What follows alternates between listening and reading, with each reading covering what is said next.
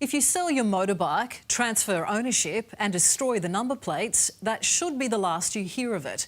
Not anymore. Phil is on the receiving end of a flood of fines. His licence is under threat and so is his job. All because he is caught in a bizarre cloned plate purgatory. And try as he might, there's no escape.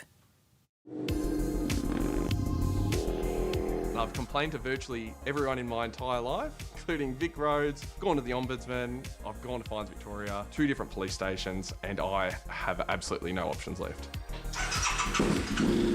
Phil loves his bikes, but he's being haunted by the ghost of a motorbike past. I sold a motorbike as is in 2020, right at the start of COVID. I've taken the number plates off, I've destroyed them, the bike's on its way. Thought it was all good until 2 days before Christmas and I get fines in the mail and not recognise this number plate and realise it's that number plate I've destroyed.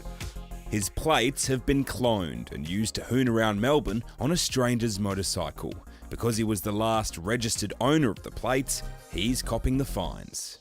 So I thought it would be easy. I go to Fines Victoria, I call up, I say, look, I've got evidence, I sold the bike, the licence plate is no longer, let's clear these. And also I want to stop the future fines. They tell me to go to Vic Roads, who then tell me for the rest of my life, I will be associated with these number plates and there is nothing I can do about it. Phil runs an airport transfer business from Ballarat and his licence is now in jeopardy with the fines he's supposedly racked up. It's more than just a couple of $100, a few $1,000s or whatever. It's my entire career is potentially on the line.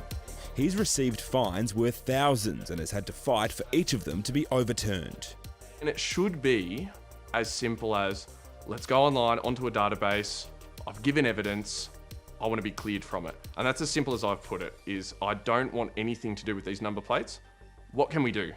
To make matters even more confusing, the bike with its cloned plates was caught and seized by police before the fines arrived in the mail. You've gone to multiple police stations. It's a lot of paperwork, isn't it? Yeah, I've had to go get a statutory declaration, police report, the works. And, you know, even with all this stuff, it's still not enough to detach myself. Are you tired of all the admin?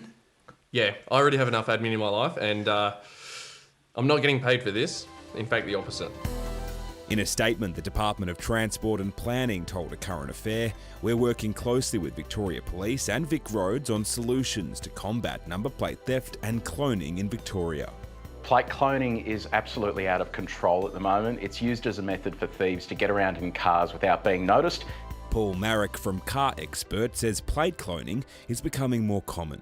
Yeah, we're seeing lots of this, and part of the reason is it allows them to steal a car and stay under the radar. When they clone a plate, they're effectively using a plate from a registered owner's vehicle that is paying their bills on time. And in theory, if they weren't to speed and were to stick to the road rules, you could get away with this for years, as long as the other person was paying their bills. The tip is to never post your plates online. Thieves are often using dealer portals or things like car sales to go and get registration plates off registered vehicles. Unfortunately though, if your car is just driving down the road, it can be a victim just as easily. Over in the States, they're actually migrating to digital registration plates that can be updated remotely. Phil has figured out a way to wash his hands of the plates, but it's not an easy fix. I could potentially, being the last registered owner, reorder that same combination. I could then attach them to a new vehicle. I could then transfer the registration to a new owner, and then therefore I wouldn't be the last registered owner. Phil's hoping common sense will prevail over the ghost bike that continues to haunt him. When I speak to people about this problem, they're shocked, and it always comes back to something needs to change at the Vic Roads end, at the Fines Victoria end, how they communicate, because it's just not working. Yeah, certainly not. You'd think since the bike and the plates have been seized by police, it will be case closed for Phil, but there's no stopping the plates from being cloned again. Something does have to change.